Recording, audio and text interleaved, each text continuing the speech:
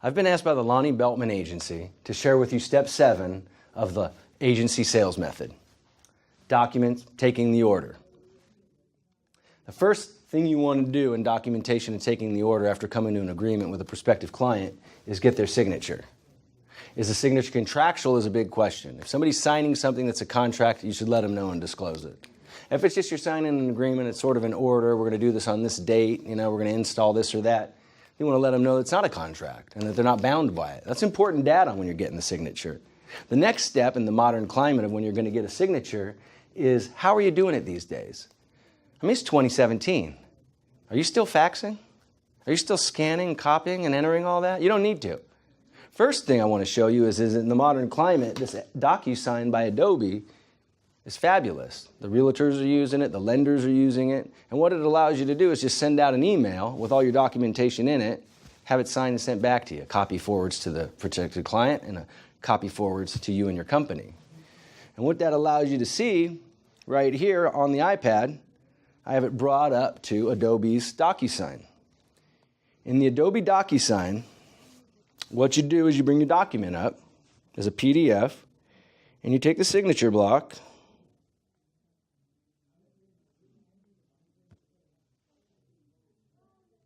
and you slide it in the signature of the customer.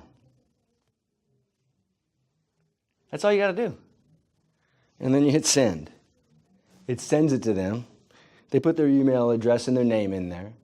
And you have an obligation, a document that says, hey, we're in an agreement. The other area you might consider, if you're an organization who's building apps, is you may consider the fact that you can now do iPad signatures. They're using the styluses. They're using all kinds of fingers to do these signatures with. On this particular iPad, all I do is put my name in there. It's like an Etch-a-Sketch, though. You don't want to double tap it. It goes away. You sign. You hit done. The document is there. You can put that in an email format, email it over to your client, email a copy to yourself, email to your operations, email it to anywhere it needs to go.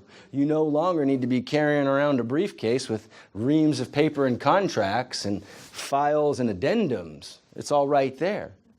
It's all set for us to move through the signature with ease.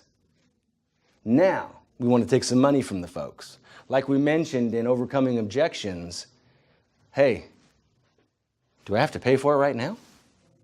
Well, it's customary. It's traditional. We like to get paid. However, your answer to that, that's a big question. But when you're taking the money and you finally got them to reach in their pocket and start making payment, there's a couple of ways you want to understand this. Historically, you had to do like a check-o-matic, they called it, where you took a voided check, you wrote void on it, you stapled it to the piece of paper, and then you sent it into the company and they just withdrew from the bank. Well, nowadays, you don't have to do that. You don't have to take voided checks. You don't have to do anything. You also don't have to take any credit card approvals by pen, paper, or anything like that. You can use PayPal. You can use all kinds of payment processing services now. Recently, I went to pay for some professional services that I had, and they told me they didn't take PayPal. I thought that was really unique in 2017 to not take PayPal when it's been around for 15 years or so. I'm not sure, but it's been around a long time, and we know now that you can basically pay by credit card through the PayPal machine. So the ease of payment and the ease of getting a signature have just immeasurably made the sales method that Lonnie Beltman created long ago, it's been updated. It's moving quicker because we're getting orders in much more smoother and processed much cleaner. Now, the last part of this section is the next steps. Now, if you're in any sales, you should always have some follow-up after the sale. If you're in tech sales, you know you got a service. You know you got IT installation, you know you got VoIP, you know you got everything happening, and the people who are buying those products out in the cloud, they want a lot of support. They do not want their infrastructure melting on them in the middle of the day, so you have to be able to answer that right about here. You have to be able to tell them as you're moving into taking their money and getting their signature, who's going to hear from them next? What kind of plan do you have in place? Who are the key people they're going to talk to? The dispatchers, the operators? They want to know. And at this point, setting all this up very smoothly, very efficiently, sets you up for a very smooth transition to step 8, delivering the product and getting a referral from the particular prospective client. And that's where we're going next. We'll see you over there, step 8.